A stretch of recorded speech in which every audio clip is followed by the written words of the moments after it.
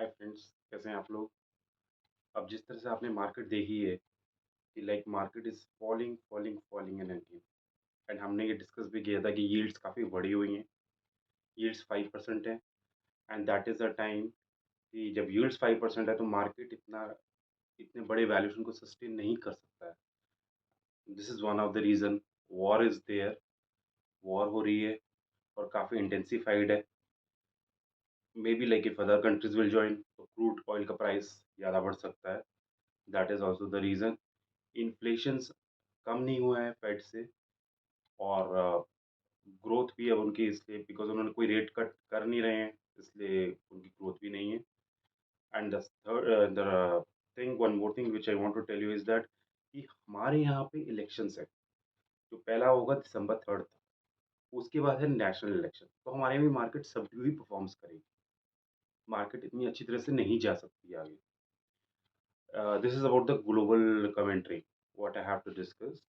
And now like I will just tell you about like हमने एक बात करी थी कमोडिटीज़ की।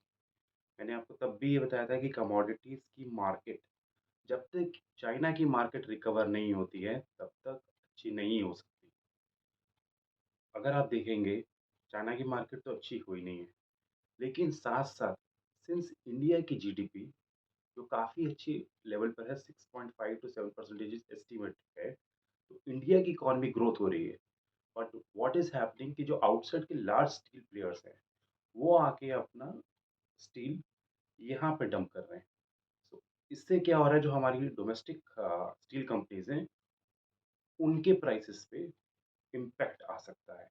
एंड ये चीज़ सेम चीज़ कन्फर्म्ड भी करी है गवर्नमेंट ने कि लास्ट 6 मंथ्स में चाइना और साउथ कोरिया ने काफ़ी डंप किया steel.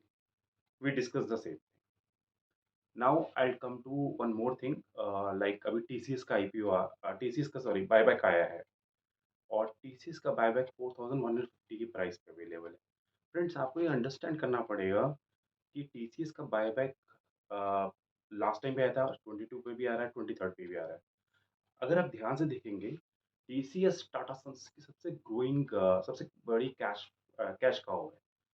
And to get money from here, dividend भी आता है और इसी के साथ साथ बायबैक भी आता है।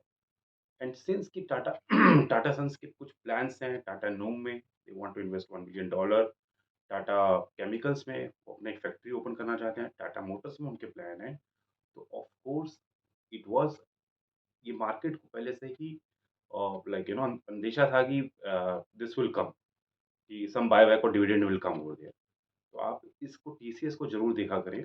और 1 वीक और बाय 2 बायबैक्स के अंदर 1 ईयर पीरियड का मिनिमम टाइम पीरियड होता है, उसी के बाद बायबैक आ सकता है। And whatever we are discussing over here, it is just for the educational purpose. And यहाँ पे कोई रिकमेंडेशन नहीं है बाय एंड सेल की। एंड प्लीज जो टेक्निकल हैं, please, I think this is not this channel is not meant for them.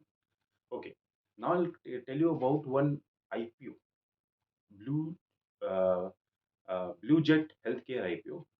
ये इसके बारे में ये October 25 को ओपन हुआ है और October 27 को this is going to get closed. I will tell you कि इस आईपीओ में है क्या।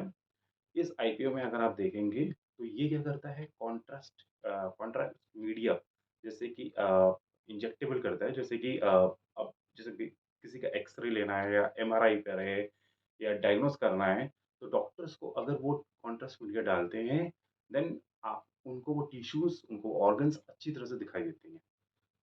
इस ये उस चीज़ में है। ये ऑल्सो उस चीज़ में है कि ये अपनी हाई डेंसिटी शुगर बनाता है। ये आजकल काफ़ी लोग हैं जो शुगर लेना चाहते हैं, बट ऑफ कोर्स कि कैलोरी उसमें ना हो और उसमें कैलोरी ना हो, इसलिए ये इस तरह का इंग्रीडिएंट बनाता है हाई डेंसिटी शुगर जो 200 टू 400 टाइम्स जो शुगर की कैपेसिटी है वैसे काम करती है, which will be useful in confectionery. ये इसका बिज़नेस है। फर्स्ट बिज़नेसेस जो ये कॉन्ट्रास्ट मीडिया करते हैं, ये 70% इसका बिज़नेस का रेवेन्यू आता है यहाँ से, 70-75%। और जो हाई डेंसिटी शुगर है वहाँ से इनका रेवेन्यू आता है 20%। उसके बाद एपीआई का भी बिज़नेस है, न्यू एज एपीआईज़ हैं, वहाँ पे इनका बिज़नेस आता है 5%।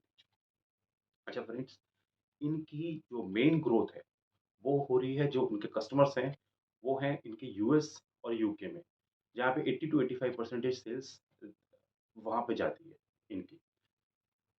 एंड इनके जो कस्टमर्स हैं, वो लगभग आप ले लीजिए 10-15 कस्टमर्स जो मेन है, इनके जो कस्टमर्स हैं और जो 85% ऑफ सेल्स देते हैं, वो 10 कस्टमर्स ही हैं। तो ये एक रिस्क भी है। This is one of the risk also. अब बात करते हैं इनके जो मार्जिन है वो काफ़ी कम हो रहे हैं।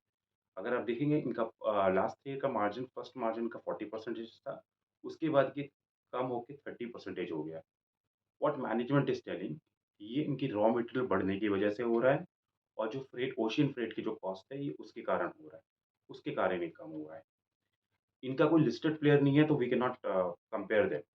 दैट इज़ देयर एंड इनकी एंकर बुक 250 करोड़ की थी which has been fully subscribed.